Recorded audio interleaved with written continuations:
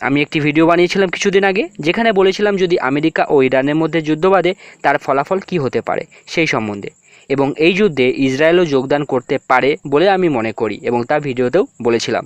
এবং ওই ভিডিওতে এটাও বলেছিলাম যে এয়ার অ্যাটাক থেকে সুরক্ষিত পৃথিবীর সবচেয়ে সুরক্ষিত দেশ হলো ইসরায়েল।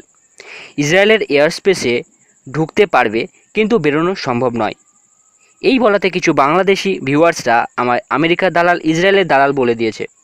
ভাই, আমি তো অ্যানালাইসিস করে রিপোর্ট তৈরি করেছি, কিন্তু আপনারা তো ইরানের অন্ধভক্ত, মানে বড় দালাল।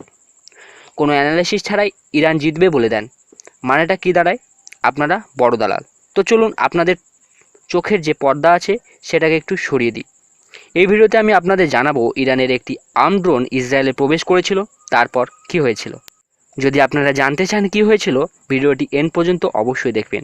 হ্যালো ফ্রেন্ডস, আমি ঈশানু, আর আপনারা দেখছেন বাংলায় ডিফেন্স আপডেট ও অ্যানালাইসিসের ভরসাযোগ্য ইউটিউব চ্যানেল, যার নাম ইম্প্যাশিয়েন্ট ঈশানু। সিএনএন এবং বিবিসির রিপোর্ট অনুযায়ী এপ্রিল 2018-তে সিরিয়ায় অবস্থিত T4 ইরানীয় বেস থেকে ইরানের একটি আর্ম ড্রোন ইসরায়েলে প্রবেশ করে।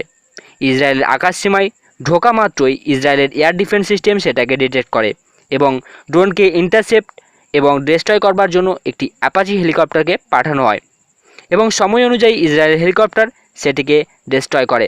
আপনারা ভালোভাবে জানেন যে ইসরায়েল কতটা শক্তিশালী এবং তাদের আর্মি কতটা ট্রেন্ড।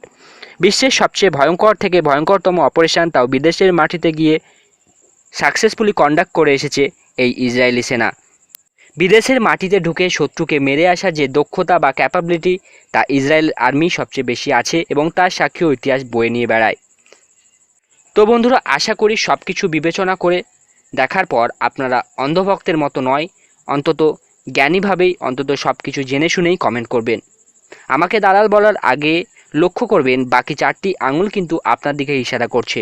তো আজকে এই ভিডিওটি এখানেই সমাপ্তি ঘোষণা করছি। সবাই ভালো থাকবেন, সবাইকে ভালো রাখবেন। জয় হিন্দ।